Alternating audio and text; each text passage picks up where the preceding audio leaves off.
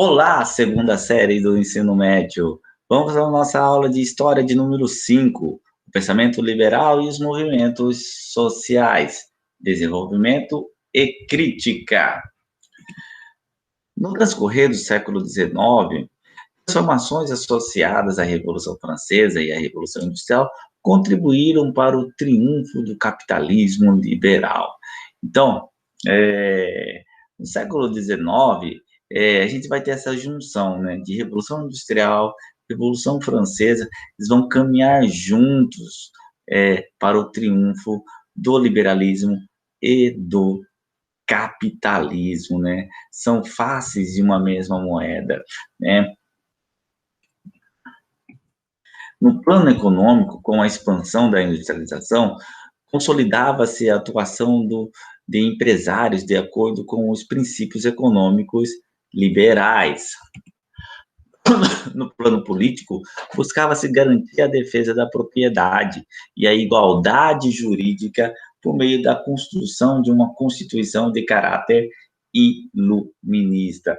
Então, o iluminismo, ele é o alicerce teórico, né, aí para o liberalismo e o capitalismo burguês, né? Essas ideias, elas vão se aglutinando, vão se juntando, né, para formar esse mundo que a gente conhece hoje, que é esse mundo moldado pelas ideias liberais, burguesas, capitalistas. A existência de assembleias representativas, bem como de governos eleitos, passou a ser considerada uma garantia da ordem social burguesa.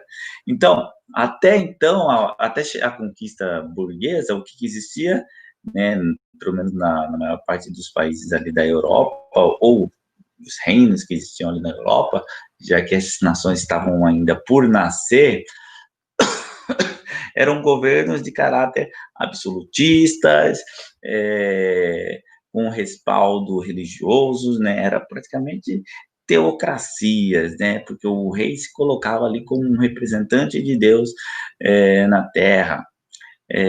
E a burguesia vem e destrói isso, né? Por isso que Karl Marx coloca a classe social burguesa como a classe realmente revolucionária.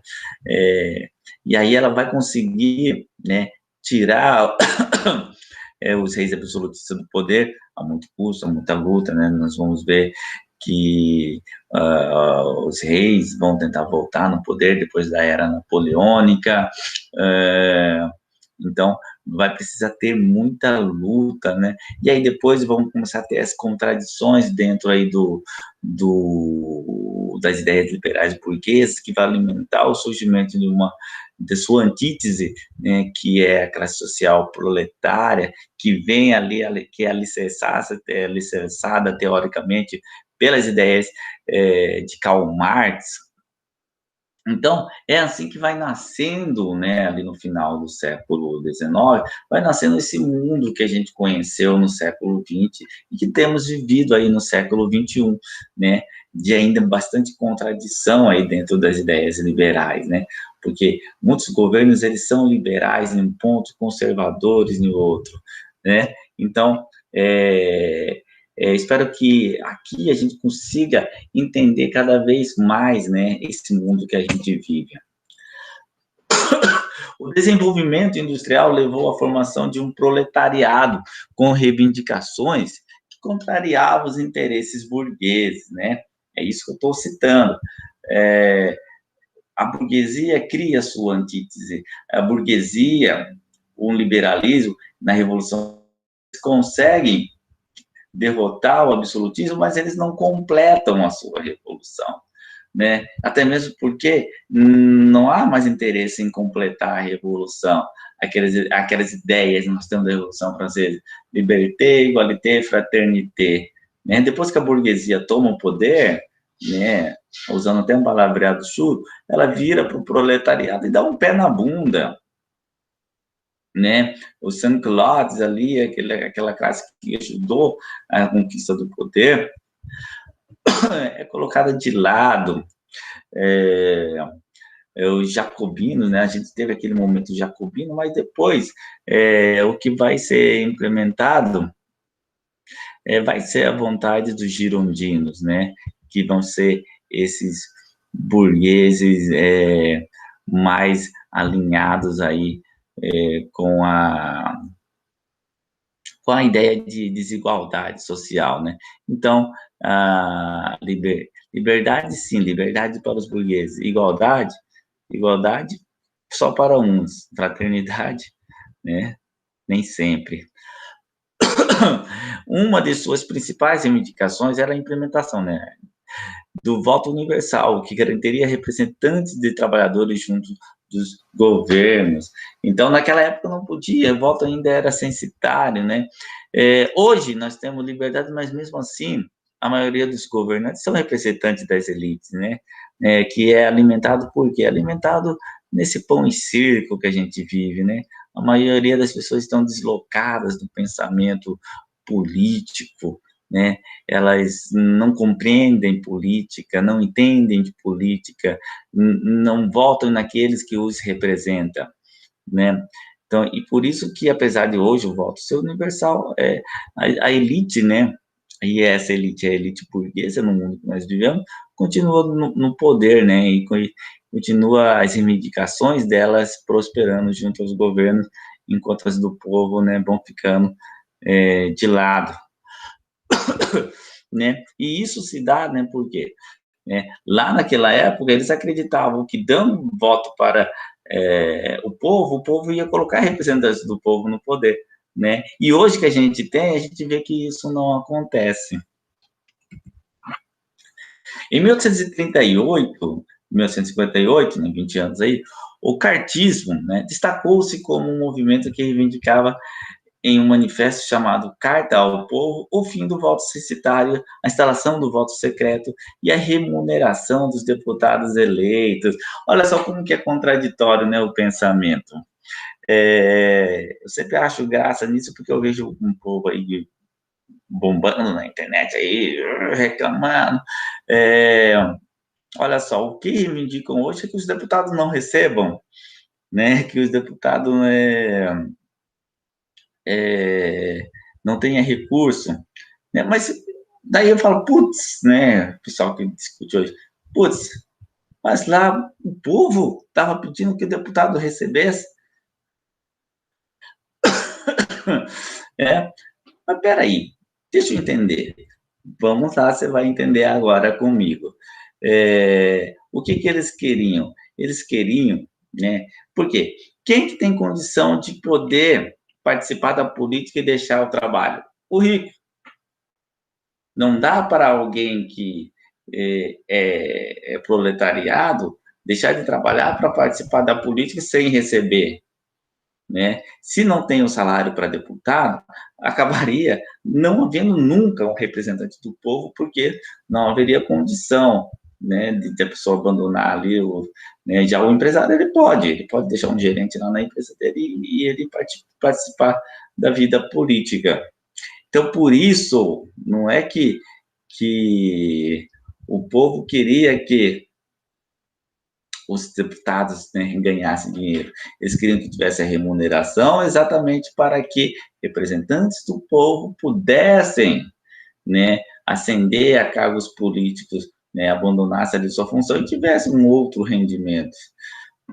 E eu acredito também que, né, hoje, um deputado não pode ganhar muito mal, né, né, porque aí, o que vai haver? O deputado vai abandonar ali as funções dele, da vida dele, pessoal dele, né, para a vida pública e sem garantia nenhuma. Então, e aí, se recebe mal, o que vai acontecer? Ele vai começar a usar do cargo político dele para buscar essas garantias, né? Então, às vezes a gente fala assim, tem que diminuir o salário, o deputado tem que dar o salário dele, né? Mas aí, se quer tampar o sol com a peneira, né? De alguma forma ele vai buscar esses rendimentos, né? Então, o certo, né? O certo seria ele receber bem, né? Já que é um cargo importante, tem que receber bem mesmo, né? E que esse salário bom faça com que ele não queira participar de tramóias políticas. Porém, o problema é essa gênese humana, né? Quando o camarada quer ser corrupto, ele vai ser de qualquer jeito, né? Isso que é muito triste, né? Quando a gente vê as notícias aí, o camarada roubava tantos milhões e continuava roubando, né? Não tem um freio, né? Parece uma doença que não para, não para, não para, não para, não para, né? Mas, né, desse ponto de vista, se não há um salário, uma remuneração, a gente coloca o povo mais longe da política, né? Porque aí não haveria condição nenhuma de haver representantes populares, né? Não dá para um sindicalista abandonar lá o emprego dele numa empresa, com uma montadora, e ser político sem receber nada, né? Então, e é por isso, então, que lá no século XIX, a reivindicação do povo era que houvesse remuneração para os deputados eleitos, né? Outra coisa que se debate muito, né, o voto, né, atualmente que houve uma reforma política aí do, do dinheiro público para as campanhas, né, do financiamento público das campanhas. Nem muitos gritam, falando, não, o povo tem que ficar pagando a campanha desses políticos, né? Mas são coisas complicadas, né? Se a gente deixa, por exemplo, o financiamento privado, né? Que aí quem é rico vai financiar e vai, né, ganhar sempre a eleição, ou o financiamento, né, por empresas, né? As empresas não vão financiar sindicalista, não vai financiar empregado, ela vai financiar representantes dela, né? E aí a disparidade fica maior. Então, quando a gente tem um limite, um teto de gasto, né, e uma distribuição igualitária desses recursos para fazer campanha, aí, né, a gente, na tese, a gente conseguiria fazer com que proletariados e burgueses disputassem em pé de igualdade uma campanha, né? Essa que é a ideia do financiamento público de campanha, não é essa ideia de dar dinheiro para o político, né? É mais ou menos a mesma ideia do quando eles reivindicavam lá a remuneração para os deputados. Então, se você fala assim, vamos acabar com esse problema aí, não vai ter mais recurso para fazer campanha para político e tal, né? Achando que vai acabar com o problema, não vai acabar com o problema. Né? De alguma forma, vão fazer campanha, de uma forma, aqueles que têm mais poder financeiro vão ser eleitos, né? Já que nós temos uma sociedade que não está ainda formada politicamente para escolher seus representantes. Então, dentro desse contexto aqui, que eu olho com muita alegria essas reivindicações que os nossos antepassados faziam lá no passado, né? De ter um financiamento para a campanha deles, não ter essa ilusão de que o político, porque não recebe, não vai roubar, né? A única forma, né, de um representante do povo chegar ao poder é com financiamento público de campanha, com o salário para deputado, né? Que ele receba bem, né? E que isso faça com que ele não seja tentado a ser corrupto, né? Infelizmente, né, para alguns, né, isso acaba não valendo, né? Acaba, né? A gente vê que até pessoas muito ricas acabam participando disso. Então, transformação para valer tem que ser uma transformação mais ou menos da gênese humana, né? Desse caráter humano. Apesar da forte repressão que sofreu, o movimento contribuiu para que, na segunda metade do século XIX, fosse estabelecido o voto universal masculino, né? Continuavam aí as mulheres fora. Na segunda metade do século XIX, surgiram partidos políticos vinculados aos interesses dos trabalhadores. Esses partidos contribuíram para a formação de uma social-democracia que buscava garantir os direitos do proletariado. Isso aqui foi muito bom, né? Hoje, quando a gente olha para a Europa, a gente vê, a Europa é capitalista, né? mas os partidos, a maioria dos partidos, né, que comandam os países na Europa, né, e os nórdicos, são, são os países que têm partidos social-democratas. O que é social-democracia, professor? Social-democracia, um exemplo meio até chulo, bem simples para você entender, seria o caminho do meio. O caminho do meio entre o socialismo e o liberalismo, né? Porque o liberalismo prega o quê? O Estado mínimo, né? Deixa que acontece a mão invisível do Estado que organiza. E o socialismo é aquele Estado total, né? O Estado gerenciando tudo, gerenciando até o pensamento da pessoa, né? Aproxima-se muito dos regimes totalitários, né? E a social-democracia seria esse caminho do meio, né? Liberalismo em muitos pontos, liberdade, né? De voto, de escolha, né? Participação popular, debates, e essa busca de garantir o bem-estar social do cidadão, né? E por que prosperou a social-democracia na Europa? Por quê? Depois da queda do nazismo, ficou aquela dicotomia entre o capitalismo, né, e o socialismo. E aí os governos da Europa, para evitar esse avanço do socialismo, eles começavam a atender as reivindicações do povo, né? Ou fala, pô, se eu não atender essa reivindicação aqui, eles vão fazer uma revolução e vão implantar o socialismo aqui na Europa. Então, o que nós vamos fazer? Vamos dar um bem-estar social para esse povo, para essa nação, né, para que não se chegue, né, a esse extremo. E eu gosto muito das ideias sociais democráticas exatamente por isso, porque elas não são extremistas, né? É aquela coisa como se fosse um violão afinado. A corda não tem que estar muito esticada, né? O estado máximo, né? E ela também não precisa estar muito frouxa, né? Estado mínimo, né? Esse caminho do meio, né? Bem afinado, é a social-democracia. E essas sociais-democracias nasceram aí no século XIX e prosperaram bem mais no século XX, após a Segunda Guerra Mundial, né? E como uma resposta aí a essa disputa entre capitalismo e socialismo, né? Então, sociais-democracia, né? Ou, se você olhar para a Inglaterra, é uma social-democracia. Lá o cidadão tem muitos direitos, né? Muitos direitos, vai de encontro à ideia liberal, né? Então, e também não é socialista. Então, é essa social-democracia, esse caminho do meio, que eu acho que deve ser o melhor caminho para todos. Nesse contexto, ganhava espaço movimentos de sufragistas mulheres em defesa do voto feminino. Olha só, o voto feminino só no século XX, né, que vai acontecer. Por meio da mobilização popular, o movimento foi obtendo vitórias, principalmente no início do século XX em países como a Inglaterra.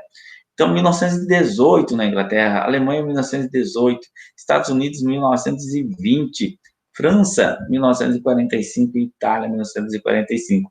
Então, a gente vê que o quanto atrasados todo mundo foi, né? Não é só o Brasil, todo mundo foi. Somente no século passado que fomos ter o voto feminino, né? Apesar de toda aquela ascensão, a Revolução Francesa, né? Liberté, égalité, fraternité. Opa, voto feminino não, né? Olha só, né? A gente conviveu com a escravidão, né? Durante até o final do século XIX. Então, as transformações que a gente tem vivido hoje, elas são muito recentes ainda, né? São muito curtas. Você, mulher que está assistindo essa aula, olha só, historicamente muito recente, né? A mulher que está vivendo nesse período aqui tem que dar graças a Deus de estar vivendo um período que elas têm direito de votar, têm direito de participar, né? A luta não acabou, muita luta, né? As mulheres ainda ganham menos nos trabalhos, as mulheres ainda têm menos participação política, mas pelo menos elas têm direito, né? Então, que elas juntem forças e participem, né? Eu vejo com muita alegria as mulheres, né? As mulheres hoje estudam mais, né? Se você for num curso, você vai encontrar mais mulheres na sala de aula, né? As mulheres estão se formando. Então, né, essas transformações que aconteceram aí estão surtindo resultado hoje, né? Então, você, mulher, hoje, olhe, né, para essas mulheres desse período aí, agradeça, né? Não deixe de lutar, não faça que a luta dessas mulheres, muitas mulheres morreram nesses movimentos, não faça que a luta delas tenha sido uma luta em vão. E assim eu encerro essa aula. Muito obrigado, fique com Deus, cuide-se bem, até a nossa próxima aula, até o nosso próximo encontro. Tchau, tchau.